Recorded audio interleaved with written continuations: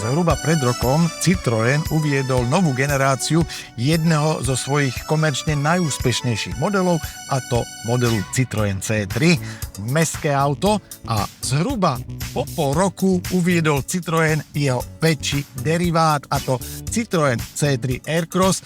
Keďže máme v názve Aircross, tak je to jasné, že pôjde o SUV. Citroën C3 Aircross je kompaktné mestské SUV.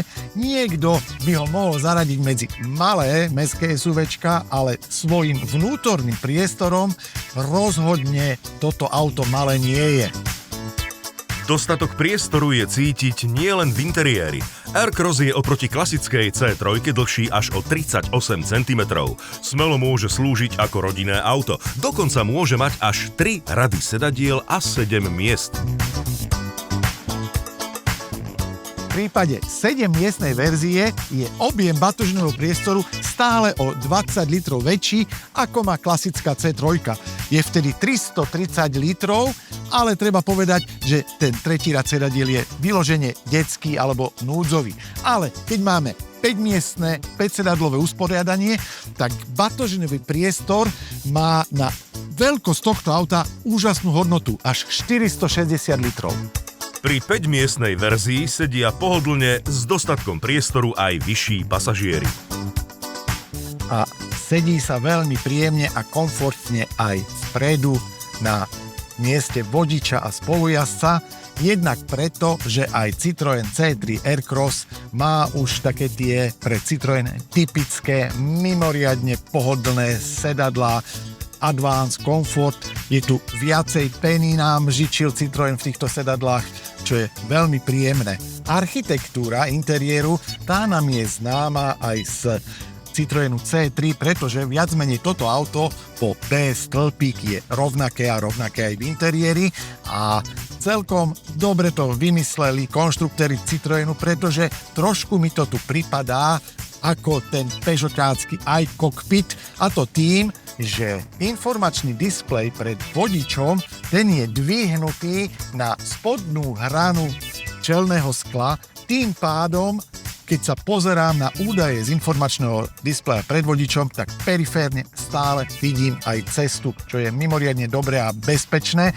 Ten informačný displej naozaj ovláda sa veľmi ľahko cez multifunkčný volant. Všetko, čo potrebujem vedieť o jazde, o aute a čo si potrebujem nastaviť, tak viem cez tento multifunkčný volant, a veľmi rýchlo to vidím na tom prednom displeji, ale máme tu aj 10-palcový stredový displej, ktorý je dotykový. Ale chvála Bohu, netreba do ňoho až tak ťukať, pretože tie nastavenia sa odohrávajú cez multifunkčný volant, a tuto je skutočne minimum rôznych nastavení a minimum potreby ťukať, pretože dôležité veci, ako je ovládanie klimatizácie, rozmrazovanie okien, to ostalo na fyzické tlačidlá.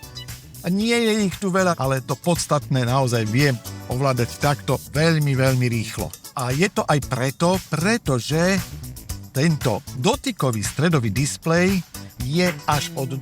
stupňa výbavy. Tá základná výbava, vzhľadom na to, aby mal Citroën C3 Aircross veľmi dobrú cenu a aby sa znižovali náklady, tak tá prvá základná výbava tento displej ani nemá.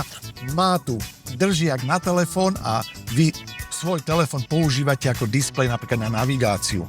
Novinka C3 Aircross, tak ako klasická C3, sa vyrába u nás na Slovensku vo fabrike v Trnave, a prichádza C3 Aircross rovno ako čisto spaľovacie auto, ako hybridné auto alebo auto plne elektrické.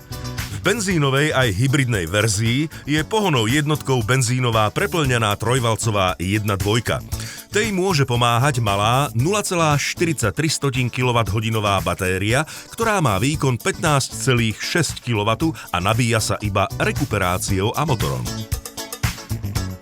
A my máme práve ten hybridný model, čiže spaľovací motor a malá batéria, a musím povedať, že aj napriek mojím stále trošku predsudkom voči maloobjemovým trojvalcovým motorom, musím skonštatovať, že Citroën C3 Aircross jazdí absolútne v pohode a naozaj nemá vôbec žiaden problém, keď treba trošku zrýchliť. Samozrejme, nie je to pretekárske auto a tá dynamická jazda tu nie je ani potrebná, pretože pri tých vyšších rýchlostiach a vyšších otáčkach trošku ten trojvalcový motor už počuť, ale pri tej normálnej bežnej jazde je to výborné, je to skvelé.